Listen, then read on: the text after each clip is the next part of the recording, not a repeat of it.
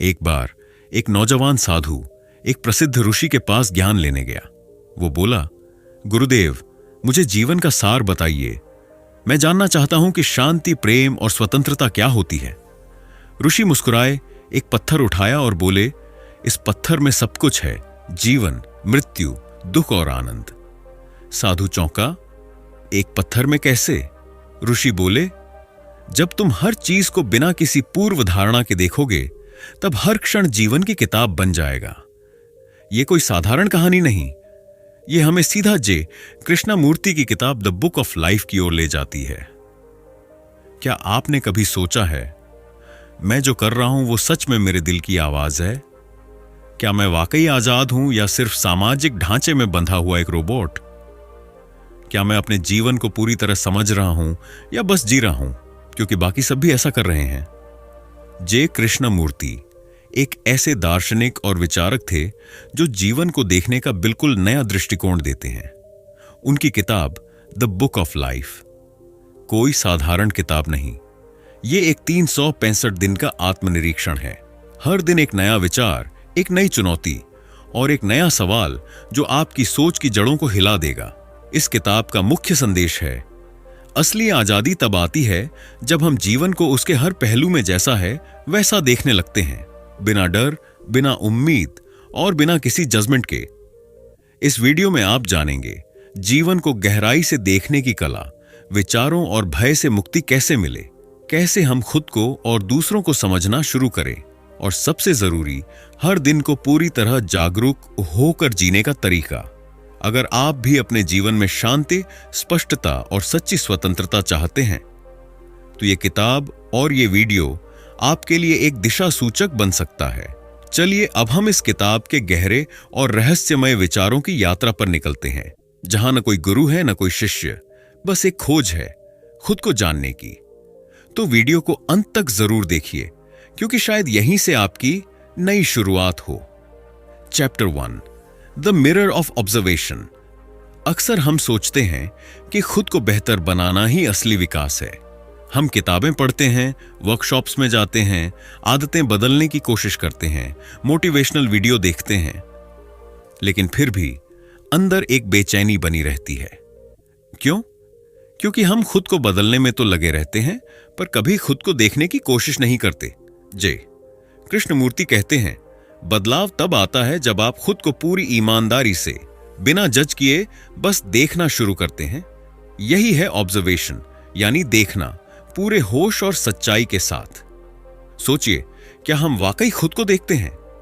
जब आप गुस्सा होते हैं, क्या आप उस गुस्से को देखते हैं या तुरंत उसे सही गलत, अच्छा बुरा में बांटने लगते हैं? जब डर आता है, क्या आप उसे महसूस करते हैं या उससे भागने की कोशिश करते हैं? हमारा मन हमेशा सोचता है, मुझे बदलना है, मुझे बेहतर बनना है, लेकिन यह सोच ही एक नई कैद बन जाती है। क्योंकि जब आप किसी चीज को सुधारना चाहते हैं, आप उसे वैसा मान ही नहीं रहे जैसा वो है, आप उसे बदलना चाहते हैं। और जब तक आप चीजों को जैसी वो हैं वैसे नहीं देखेंगे, तब तक सच्चा बदलाव मुमकिन नहीं। देखना यानी पूरा होश, बिना फैसले, बिना तुलना, बिना कोई लेबल लगाए। यह आसान नहीं है, लेकिन यही असली क्रांति की शुरुआत है। जब आप खुद को, अपनी भावनाओं को, अपने विचारों को बस देखना सीख जाते हैं, तो आपको समझ आने लगता है कि आप क्या हैं, कैसे जीते हैं और क्यों कभी चैन नहीं मिलता। यह समझ कोई किताब नहीं दे सकती, कोई गुरु नहीं दे सकता। यह आपके अपने देखने की शक्ति में छुपी है। यह देखना आपको आजाद करता है, क्योंकि जब आप खुद को जज करना बंद कर देते हैं, आप खुद से लड़ना बंद कर देते हैं। और जब लड़ाई बंद होती है, तब समझदारी शुरू होती है। तब आप गहराई से जान पाते हैं कि आपके भीतर क्या चल रहा है। डर, जलन, चाहत, मोह सब सामने आने लगता है बिना डर के। और फिर आप देखेंगे कि ये सब अपने आप ढीले पड़ने लगते हैं। कोई जबरदस्ती नहीं, कोई तकनीक नहीं, बस देखने की शक्ति से। यही कृष्णमूर्ति का पहला और सबसे जरूरी संदेश है। अपने जीवन को देखो जैसे कोई आईना देखता है, साफ, शांत और बिना पक्षपात के। जब आप यह करना शुरू करते हैं तो जीवन एकदम नया लगने लगता है।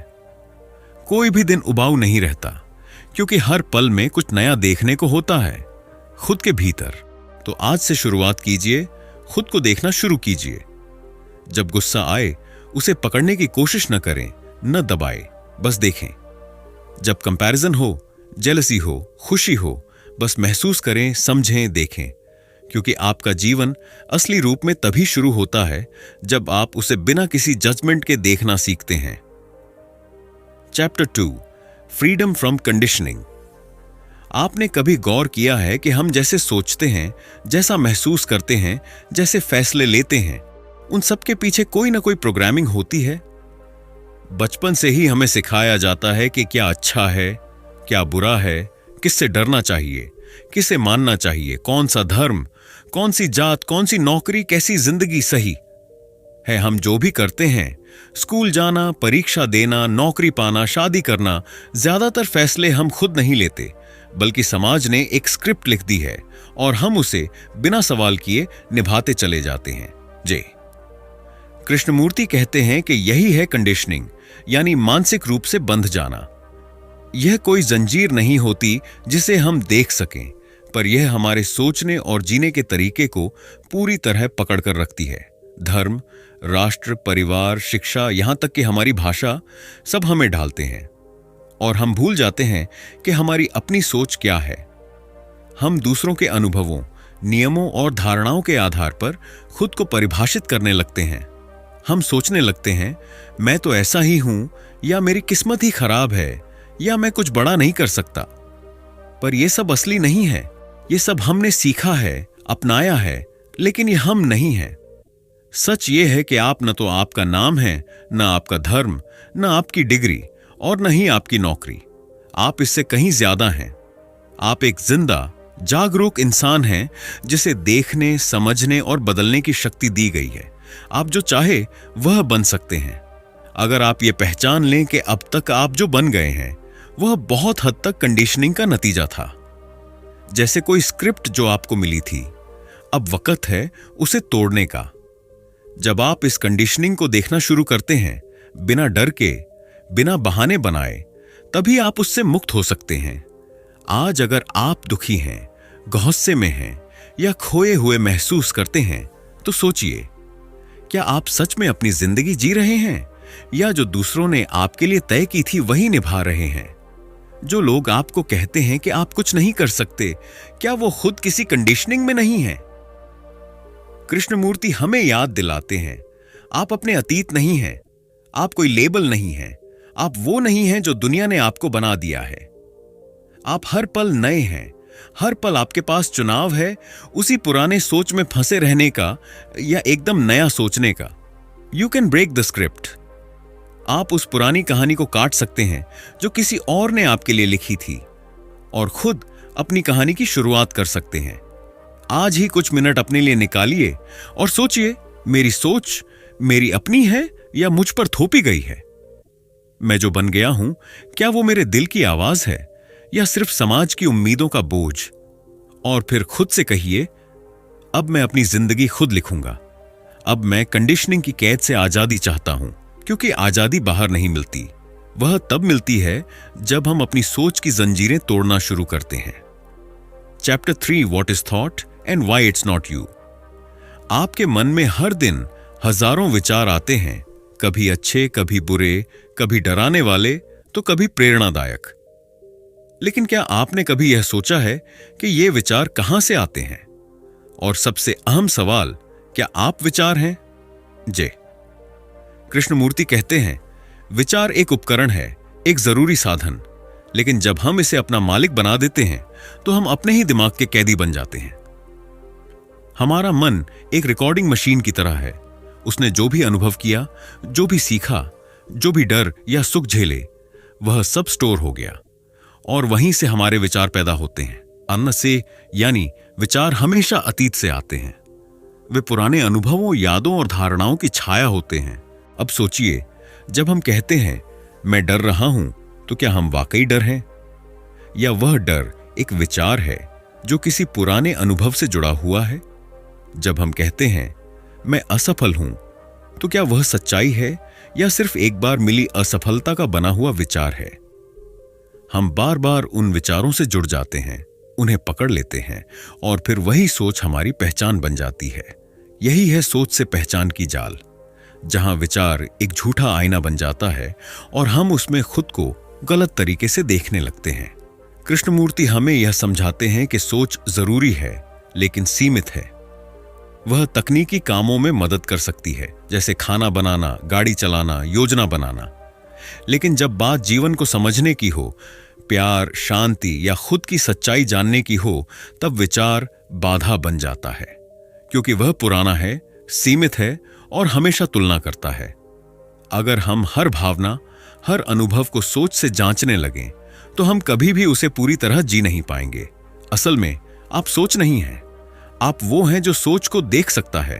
आप वो हैं जो विचारों को आते जाते हुए निरीक्षण कर सकता है, बिना डरे, बिना उन्हें पकड़ने के। और जब आप यह करना शुरू करते हैं तो एक नई तरह की आजादी का जन्म होता है। आप हर विचार के पीछे भागना छोड़ देते हैं। आप अपने मन को संचालित करना सीख जाते हैं, न कि उसके पीछे घसीटते जाते हैं। आप समझ जाते हैं कि हर विचार सच नहीं होता और हर भावना में डूब जाना जरूरी नहीं। यही है असली शक्ति। Freedom starts when you stop obeying every thought. जब आप हर सोच पर आंख बंद करके विश्वास करना छोड़ देते हैं, तभी सोच आपका गुलाम बनती है, न कि मालिक। तब आप अपने भीतर शांति महसूस करने लगते हैं, एक ऐसी शांति जो सोच से परे होती है, जो आपको सोच के पार ले जाती है। तो अगली बार जब आपके मन में कोई भारी विचार आए, मैं हार गया हूं, मुझसे नहीं होगा या मैं गलत हूं, तो बस कुछ पल रुकिए, गहराई से सांस लीजिए और खुद से कहिए, यह सिर्फ एक विचार है, यह मैं नहीं हूं। और देखिए कैसे आप उस विचार को देखने की शक्ति से ऊपर उठने लगते हैं। यही शुरुआत है खुद को अपने ही विचारों से मुक्त करने की। Chapter 4, understanding fear. डर यह एक ऐसा अनुभव है जिससे हर इंसान गुजरता है। किसी को नौकरी खोने का डर है, किसी को अकेले रह जाने का, किसी को असफलता का और किसी को मौत का। लेकिन क्या हमने कभी यह समझने की कोशिश की है कि डर होता क्या है? हम डर को दूर भगाने की कोशिश करते हैं, उसे छुपाते हैं, उससे नजरें फेर लेते हैं, लेकिन वो फिर भी हमारे भीतर बना रहता है। कृष्णमूर्ति कहते हैं, डर कोई वास्तविक घटना नहीं है जो इस पल हो रही हो। डर अक्सर भविष्य की कल्पना होती है, अतीत की यादों से जुड़ी हुई। सोचिए, जब आप कहते हैं मुझे डर लग रहा है, तो क्या आप अभी उस खतरे में हैं? ज्यादातर समय नहीं। डर की जड़ होती है याद और कल्पना, किसी पुराने दर्दनाक अनुभव की याद या किसी भविष्य की चिंता जो अभी हुई ही नहीं है। यानी डर समय से पैदा होता है, अतीत की स्मृति और भविष्य की सोच से। यही वजह है कि हम डर को पकड़ नहीं पाते, क्योंकि वह एक काल्पनिक छाया है जो हमारे मन में घूमती रहती है। लेकिन जो सबसे बड़ी गलती हम करते हैं वह यह है कि हम डर से लड़ने लगते हैं। हम खुद को समझाते हैं मुझे डरना नहीं चाहिए, या हम ध्यान भटकाते हैं, खुद को व्यस्त कर लेते हैं, लेकिन अंदर से डर बना रहता है। डर को हराने की कोशिश ही डर को मजबूत करती है। कृष्णमूर्ति कहते हैं कि डर को समझने का एकमात्र तरीका है उसे पूरी तरह से देखना, बिना भागे, बिना बहाना बनाए, बिना उसे दबाए। जब आप डर को उसी पल में पूरी ईमानदारी से महसूस करते हैं, तब कुछ चमत्कार जैसा होता है। वह डर धीरे धीरे अपनी पकड़ खोने लगता है। डर को देखना मतलब उसे महसूस करना, उसकी हलचल को देखना, उसके पीछे की सोच को पहचानना। शायद डर इस बात का है कि लोग क्या कहेंगे। तो देखिए उस सोच को, किस वजह से आपको लोगों की राय इतनी जरूरी लगती है। शायद डर असफलता का है, तो खुद से पूछिए, असफल होने का क्या मतलब है? क्या आपने खुद को एक तय पैमाने पर मापा है? जब आप सवाल पूछते हैं, जब आप देखना शुरू करते हैं, तब डर का भ्रम टूटने लगता है। Fear fades when faced without resistance। यानी डर तब फीका पड़ता है जब आप उसका विरोध करना छोड़ देते हैं, क्योंकि डर लड़ाई से नहीं, समझ से मिटता है। और समझ तब आती है जब आप अपने डर को उसके पूरे रूप में स्वीकार करते हैं, बिना शर्म के, बिना बहाने के। आज अगर आपके भीतर कोई डर है तो भागे मत, बैठिए, गहराई से सोचिए और उसे महसूस कीजिए और खुद से कहिए, मैं इस डर से लड़ने नहीं जा रहा, मैं इसे देखने जा रहा हूं, मैं इसे समझूंगा, क्योंकि यही मेरी आजादी की शुरुआत है। डर कोई दुश्मन नहीं है, वह एक संकेत है कि अब वक्त है भीतर झांकने का। और जब आप देखना सीखते हैं, तब आप जीना भी सीखते हैं, बिना डर के, बिना जाल के, खुलकर। Chapter 5, dismantling desire and attachment. हर इंसान कुछ चाहता है, पैसा, प्यार, पहचान, सम्मान, रिश्ते, सफलता। हमारी पूरी जिंदगी जैसे चाहतों की दौड़ बन चुकी है। हम सुबह उठते हैं और कुछ पाने के लिए भागते हैं। हम सोचते हैं कि अगर हमें वह चीज मिल जाए, वह इंसान मिल जाए, वह मुकाम मिल जाए, तो हम खुश हो जाएंगे। लेकिन क्या कभी ऐसा हुआ? मिलते ही थोड़ी देर को खुशी मिलती है, फिर दिमाग अगली चाहत में उलझ जाता है। यही है चाहत का चक्र, जो कभी रुकता नहीं। कृष्णमूर्ति कहते हैं, खुशी और चाहत में अंतर है। खुशी स्वाभाविक होती है, चाहत जबरदस्ती पैदा की जाती है। डिजायर, चाहत में हमेशा एक कमी की भावना होती है कि अभी कुछ अधूरा है और मुझे उसे पूरा करना है। लेकिन जब आप उस चाहत के पीछे जाते हैं, तो आप कभी भी संतुष्ट नहीं होते। वो एक छाया की तरह होती है, जिसे जितना पकड़ने की कोशिश करें, उतनी दूर जाती है। हम चीजों से नहीं, उनके पीछे की कल्पना से जुड़े होते हैं। जैसे एक रिश्ते में हम उस इंसान से ज्यादा उसके साथ जुड़े फीलिंग से बंध जाते हैं, और यही बन जाती है अटैचमेंट, एक गहराई से जुड़ी हुई पहचान जो डर और खोने की चिंता से भर जाती है। जब आप किसी चीज से आसक्त होते हैं, तो आप उसे खोने से डरते हैं, उसे कंट्रोल करना चाहते हैं, और तब शुरू होती है कॉन्फ्लिक्ट। हर इंसान अपनी चाहत के लिए लड़ रहा होता है, और यही दुनिया में उलझन और भ्रम पैदा करता है। सोचिए, अगर कोई इंसान आपको छोड़ दे, तो क्या आप दुखी हैं क्योंकि वह चला गया, या इसलिए कि आपकी उम्मीदें और संलग्नताएं टूट गईं? जब आप चीजों, लोगों या अनुभवों से इतनी मजबूती से चिपक जाते हैं, तो आप उन्हें साफ साफ देख नहीं पाते, क्योंकि आप उन्हें वैसे देखना चाहते हैं जैसे आप चाहते हैं, न कि जैसे वे वास्तव में हैं।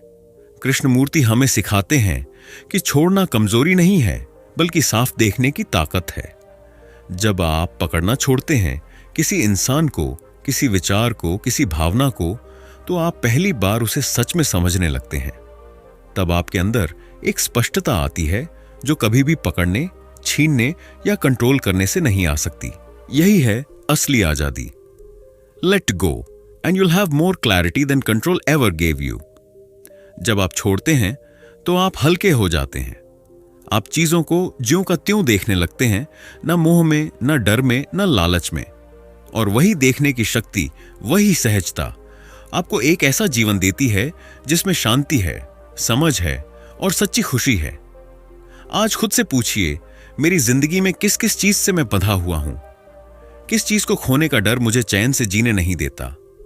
और फिर धीरज से, साहस के साथ देखिए कि क्या वह बंधन असली है या सिर्फ दिमाग की बनाई हुई एक जकड़।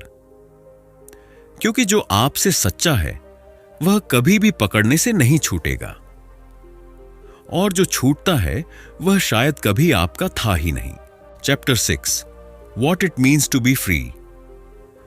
जब हम आजादी की बात करते हैं, तो ज्यादातर लोगों के मन में राजनीतिक स्वतंत्रता, सामाजिक बंधनों से मुक्ति या किसी व्यवस्था के खिलाफ बगावत की छवि बनती है। लेकिन जॉन कृष्णमूर्ति एक अलग बात करते हैं।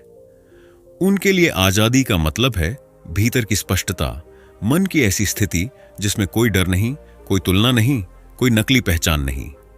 एक ऐसा मन जो बोझ से मुक्त है, पुरानी धारणाओं, दूसरों की राय, समाज की अपेक्षाओं और सफलता असफलता के चक्कर से। यही है सच्ची आजादी, साइकोलॉजिकल फ्रीडम। सोचिए, क्या आप सच में आजाद हैं?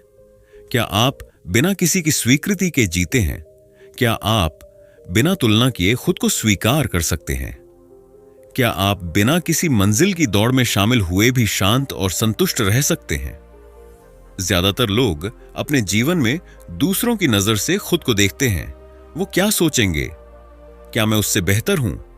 क्या मैं सफल दिख रहा हूं? यही है डिपेंडेंस, अप्रूवल पर, कंपैरिजन पर, अचीवमेंट पर। और जब तक आप इस मानसिक जाल में फंसे रहते हैं, तब तक आप चाहे जितनी छूट ले लें, भीतर से कभी आजाद नहीं हो सकते। कृष्णमूर्ति कहते हैं, जहां कंपैरिजन है वहां डर है, जहां अप्रूवल की भूख है वहां असली आत्मा गुम है, और जहां अचीवमेंट ही पहचान बन जाती है वहां जीवन सिर्फ एक रेस बनकर रह जाता है। जो व्यक्ति सच्चे अर्थ में आजाद है, उसे किसी पद, पहचान या प्रशंसा की जरूरत नहीं होती। वह भीतर से जानता है कि वह कौन है, और वह इस जानने में ही पूर्ण है। उसे किसी सिस्टम, किसी किताब, किसी गुरु की जरूरत नहीं पड़ती, क्योंकि उसकी सबसे बड़ी गुरु है उसकी अपनी जागरूकता। आजादी कोई मंजिल नहीं, यह एक मानसिक स्थिति है। यह तब आती है जब आप अपने मन की सारी चालाकियों को पहचानने लगते हैं, जब आप खुद को देखना सीख जाते हैं, बिना बहाने के, बिना डर के, पूरी ईमानदारी से। तब आप उन मानसिक दीवारों को गिराने लगते हैं जो आपको सालों से जकड़े हुए थीं। और जैसे जैसे ये दीवारें टूटती हैं, आपका मन हल्का, साफ और निर्भय हो जाता है। The free mind is alive, alert and unafraid. ऐसा मन कोई खास हालात या साधनों पर निर्भर नहीं होता। वो हर पल को पूरी तरह जीता है, बिना पीछे देखे, बिना आगे भागे। उसमें ऊर्जा होती है, गहराई होती है, और सबसे बड़ी बात, उसमें कोई दिखावा नहीं होता। आज खुद से एक सीधा सवाल पूछिए, क्या मैं अपनी जिंदगी अपनी शर्तों पर जी रहा हूं या सिर्फ दूसरों की उम्मीदों को निभा रहा हूं? अगर जवाब आपको असहज करे तो डरिए मत। वही असहजता आपकी आजादी की पहली सीढ़ी है। हर दिन, हर पल में आप इस मानसिक आजादी की ओर एक कदम बढ़ा सकते हैं, बस देखने से, समझने से और हर जरूरत से बंधन तोड़ने की हिम्मत से। Chapter 7, the beauty of aloneness. क्या आपने कभी अकेले रहने की खामोशी को सुना है? नहीं टीवी, नहीं फोन, नहीं शोर, सिर्फ आप और आपकी सांसों की आवाज। ज्यादातर लोग इस सन्नाटे से डरते हैं। उन्हें लगता है अकेलापन यानी दुख, खालीपन, तन्हाई। लेकिन कृष्णमूर्ति कहते हैं, अकेलापन और एकांत एक जैसे नहीं होते। अकेलापन तब होता है जब आपका मन किसी की कमी महसूस कर रहा होता है। एकांत तब होता है जब आप अपने साथ पूरी तरह होते हैं, बिना किसी कमी के। हम इंसान दूसरों से जुड़े रहना चाहते हैं, रिश्तों में, सोशल मीडिया में, बातचीत में, क्योंकि हम डरते हैं उस खामोशी से जो भीतर है। लेकिन जब तक आप अकेले रहने की कला नहीं सीखते, आप कभी खुद को जान ही नहीं सकते, क्योंकि खुद को देखने के लिए, खुद की सच्चाई से मिलने के लिए आपको भीड़ से बाहर आना पड़ेगा। सच्चा देखना तभी होता है जब शोर खत्म होता है। याद रखिए, भीड़ में रहकर आप नकल करते हैं, एकांत में आप खुद बनते हैं।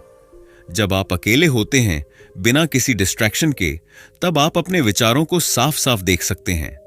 आप समझ सकते हैं कि आपकी सोच आपकी है या समाज की, कि आपकी इच्छाएं सच्ची हैं या सीखी हुई।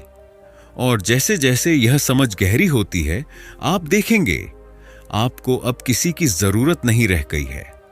आप अब रिश्ते चाहते हैं, लेकिन सहारे के लिए नहीं, समझ के लिए। आप अब भी लोगों से मिलते हैं, लेकिन खालीपन भरने के लिए नहीं, पूरी होने के बाद। Find the space where you don't need anyone to be whole. जब आप खुद को पूरी तरह समझ लेते हैं, तब आप लोगों से जुड़ते हैं चुनाव से, न कि मजबूरी से। और यही सच्ची स्वतंत्रता है, जहां आप अकेले होकर भी अधूरे नहीं, बल्कि सबसे ज्यादा जिंदा महसूस करते हैं। सोचिए कादना, क्या आप कभी खुद के साथ चुपचाप बैठे हैं? कोई किताब नहीं, कोई स्क्रीन नहीं, कोई संगीत नहीं, बस आप। अगर नहीं किया तो आज से शुरू कीजिए। हर दिन थोड़ी देर खुद के साथ समय बिताइए। कोई नकली कोशिश नहीं, कोई लक्ष्य नहीं, बस बैठिए, देखिए, महसूस कीजिए, और देखिए कैसे धीरे धीरे आपका मन शांत होने लगता है। और उस शांति में आप खुद से मिलते हैं। तो अगली बार जब आप अकेले हों तो घबराइए मत, उस पल को अपनाइए, उसका स्वाद लीजिए, क्योंकि वही पल है जहां आप सबसे सच्चे, सबसे साफ और सबसे गहरे होते हैं। वहीं से शुरू होती है आत्मा की आवाज, बिना शोर, बिना डर, बिना दिखावे। चैप्टर 8, लव विदाउट फियर और नीड। हम सभी प्रेम चाहते हैं, हर इंसान की दिल की सबसे गहरी पुकार है, कोई मुझे सच में समझे, माने, अपनाए। लेकिन जो हम ज्यादातर समझते हैं प्रेम के नाम पर, क्या वो वाकई प्रेम है, या वो एक सौदा है जहां हम उम्मीद करते हैं, बांधते हैं, डरते हैं और कंट्रोल करना चाहते हैं। जे कृष्णमूर्ति कहते हैं, जहां आसक्ति है वहां प्रेम नहीं हो सकता, जहां डर है वहां प्रेम नहीं टिक सकता। यह सुनने में अजीब लगेगा, क्योंकि हम में से ज्यादातर लोग तो इसी तरह प्यार करते हैं। तू मेरा है, मैं तुझसे यह चाहता हूं, तू मुझे छोड़ गया तो मैं टूट जाऊंगा। लेकिन यह प्रेम नहीं, यह जरूरत है। प्रेम में मालिकाना हक नहीं होता, प्रेम में मांग नहीं होती, प्रेम में शर्तें नहीं होती। प्रेम बस होता है जैसे फूल खिलता है, जैसे सूरज उगता है, बिना शोर, बिना अधिकार। सच्चा प्रेम तब जन्म लेता है जब डर शांत हो जाए और अहंकार चुप हो जाए। जब आप किसी को सिर्फ इसलिए चाहते हैं क्योंकि वो आपके जीवन में एक रोशनी की तरह है, न कि किसी कमी को भरने के लिए, तब वह प्रेम होता है। जब आप किसी को आजाद छोड़कर भी उनके भले की कामना करते हैं, तब वह प्रेम होता है। और सबसे पहले जब आप खुद को बिना शर्त स्वीकार कर लेते हैं, तब आप दूसरों को भी वैसे ही देख पाते हैं, बिना तुलना, बिना उम्मीद, बिना डर। प्यार वह है जब डर और अहंकार चुप हो जाएं। और यह प्रेम सिर्फ इंसानों के लिए नहीं होता, यह जीवन के लिए होता है। एक पेड़ की पत्तियों को देखना, एक बच्चे की हंसी को महसूस करना या खुद की सांसों को शांति से सुनना, यही प्रेम की शुरुआत है। यह तब आता है जब आप पूरी तरह प्रेजेंट होते हैं, न अतीत में न भविष्य में। आप सिर्फ उस पल में होते हैं, पूरे दिल से, पूरी उपस्थिति से। अगर आप किसी से प्रेम करते हैं तो खुद से एक सवाल जरूर पूछिए, क्या मैं इस इंसान को समझना चाहता हूं या बदलना? क्या मैं उन्हें वैसे ही स्वीकार कर सकता हूं जैसे वे हैं, या उन्हें अपने हिसाब से ढालना चाहता हूं? अगर आप ईमानदारी से उत्तर दें तो आप खुद समझ जाएंगे कि आपका प्रेम कितना सच्चा है। प्रेम कोई अभ्यास नहीं है, कोई टेक्निक नहीं है। यह तो एक सुंदर स्वाभाविकता है जो तब प्रकट होती है जब आप खुद से और दूसरों से कुछ भी पाने की कोशिश छोड़ देते हैं। और तब जो जुड़ाव बनता है वह हल्का होता है, गहरा होता है और बेहद सच्चा होता है। तो अगली बार जब आप प्रेम की तलाश करें, बाहर मत देखिए, भीतर देखिए। क्या आप बिना डर के, बिना मांग के, बिना पहचान के किसी से जुड़ सकते हैं? अगर हां, तो समझ लीजिए आपने सच्चा प्रेम पा लिया। Chapter 9, attention, the gateway to intelligence. क्या आपने कभी ऐसा महसूस किया है कि आप किसी जगह पर होते हुए भी वहां नहीं होते?